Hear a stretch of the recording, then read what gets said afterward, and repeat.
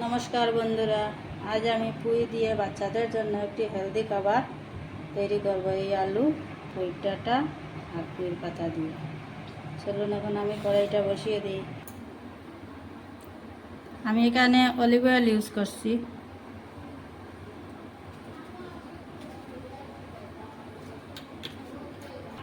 দিয়ে দিচ্ছি ফোড়নে 5 ফোড়ন।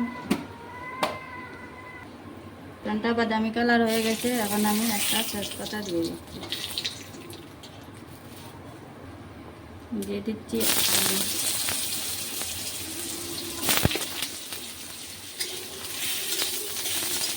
আলুটা একটু সময় আমি কষাবো।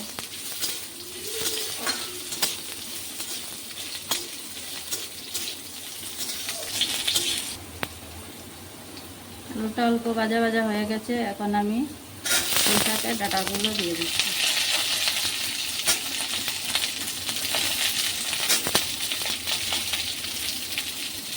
একসঙ্গে 4টা কাঁচা লঙ্কা দিয়েছি। জাল কম আছে তাই আমি 4টি দিয়ে দিচ্ছি।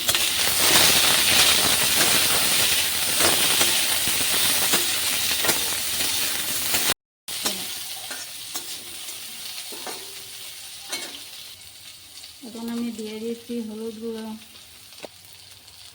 2 চা চামচে 1 চামচ, জিরের গুঁড়ো 8 চামচ, নুন। কারণ আমি মশলা কমিয়ে দিয়েছি। আমি এখানে 100 গ্রামের মতো আলু দিয়ে দিচ্ছি আর 400 গ্রামের মতো পুঁই শাক দিয়ে দিচ্ছি। বাচ্চারা খাবে তো এই মশলাটা কমিয়ে দিয়েছি। এখন আমি কিছুক্ষণ ঢেকে রাখবো সবজিগুলো একটু সিদ্ধ হওয়ার জন্য।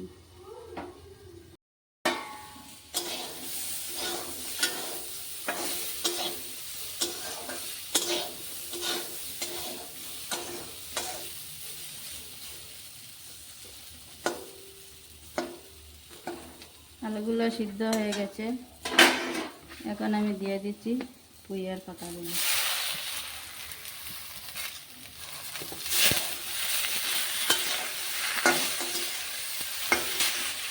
পাতাগুলো ভালোভাবে নেড়ে চেড়ে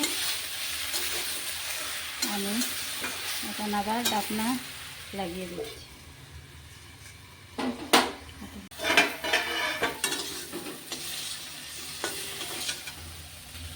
পাতাগুলো আমার নরম হয়ে আসছে, এখন আমি আর একটু সময় কষাবো।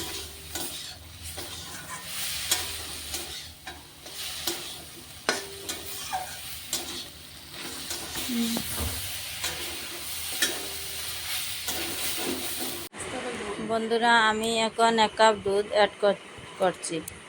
সব বাচ্চারা তো দুধ ভালোবাসে না। এইভাবে সবজির মধ্যে দুধ দিয়ে রান্না করলে বাচ্চারা দুধও খাবে, সবজিও খাবে। এখন আমি কাপ ধুয়ে জল আর একটু দিয়ে দিচ্ছি, দিয়ে আবার ঢাকনা লাগিয়ে দিব। এখন আমি ঢাকনাটা খুলে দিলাম। আমার রান্নাটা হয়ে গেছে। এখন আমি 2-1 টুকরা আলু ভেঙে দিলাম। বন্ধুরা, এইভাবে একবার হলেও রান্না করে বাচ্চাদেরকে খাওয়াবেন, বাচ্চাদের ভালো লাগবে। বন্ধুরা, আমার এই রেসিপিটা যদি ভালো লাগে তাহলে আমার চ্যানেলটাকে সাবস্ক্রাইব করে নতুন বন্ধুর পাশে থাকবেন। ভালো থাকবেন, সুস্থ থাকবেন। আবার দেখা হবে আগামীকাল অন্য ভিডিওতে। ধন্যবাদ।